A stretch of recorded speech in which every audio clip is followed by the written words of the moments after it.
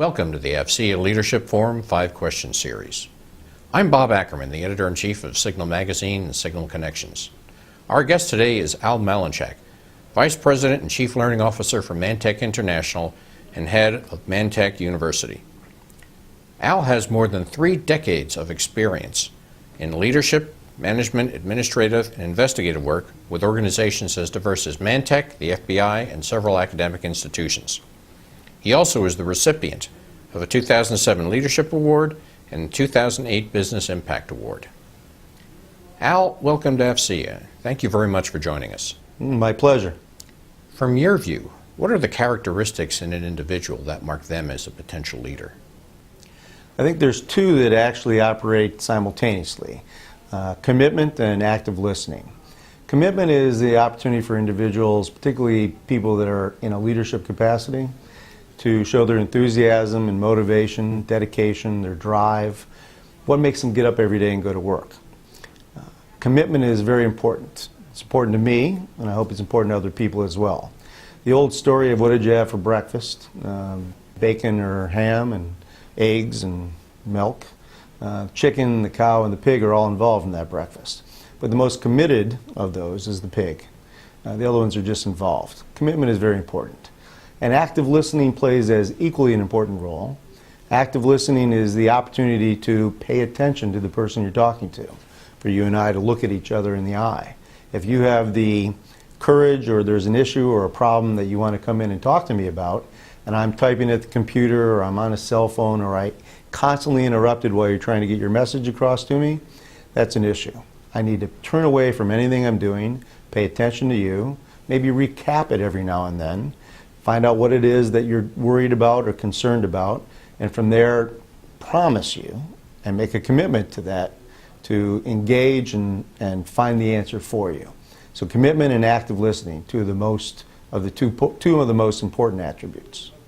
What then is the most important skill for a leader? The first would be to recognize the personal and professional attributes of those that are around you and watch and see whether or not they lead by example, whether or not they exemplify the behavior that other people are following. For example, are they making the right choices? Are they embracing change? Are they committed to action? Are they confident in what they do? Do they enthusiastically embrace whatever task or assignment or project that they have? Are they resilient when they have setbacks momentarily? Those are important traits, as well as are they held responsible and accountable? Do they hold themselves responsible and accountable?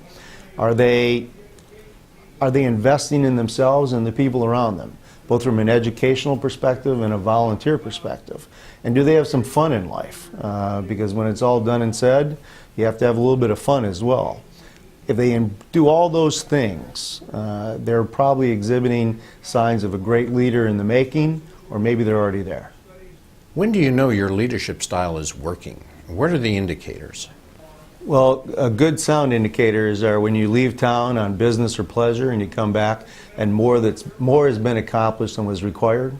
When the people on your team, more of them stay than leave, and those that leave have been promoted and hopefully within your organization. When you see these people engage every day and they execute on and complete and accomplish things to the benefit of the organization, when they educate themselves, formally or informally, and when they evolve, when they're ready to evolve into the next leader. So much so that when you leave the organization, you've left the organization better because of the people that you've brought in, and you've built a legacy within that organization. What was your greatest failure, and what did you learn from that? Greatest failure. Everybody has failures. My greatest failure in my life to date was in 1969 when I flunked out of college. I flunked out of college with a .6 grade point average. To get a .6, you need to have at least 1 C, and that was the highest grade that I had. And while I was waiting my enlistment date into the Navy and I was shoveling lime pebbles in a blast furnace, I had an epiphany. And that epiphany was that I missed an opportunity. I realized that I was not the center of the universe, so there were other things going on. So since then, I have embraced every opportunity. Opportunities to learn, to take assignments, to meet people, to make connections, never miss an opportunity. And there's been a lot of failures in my life, as with most people, and each failure makes you a little bit stronger, and the ability to be resilient from that. And so much so that I've kind of lived by two phrases in my life since then. One is to plan my life as if I'll live forever and live my life as if I'll die tomorrow.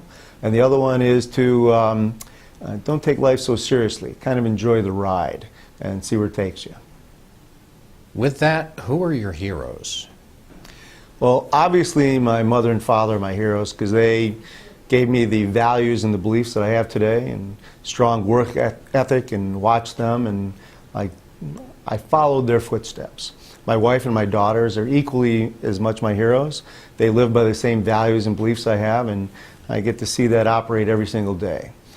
And especially the people that give back, people that volunteer, people that engage in public service, and especially the military. Those are my true heroes. For example, George Bud Day.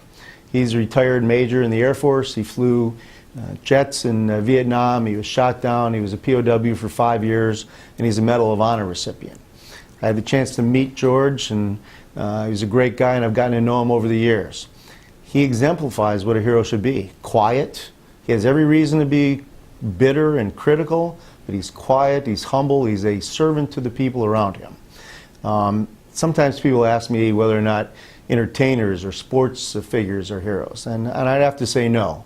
Don't get me wrong, they are great entertainers and great sports enthusiasts, and they make my life socially better, and I thank them for that. But they're not my heroes.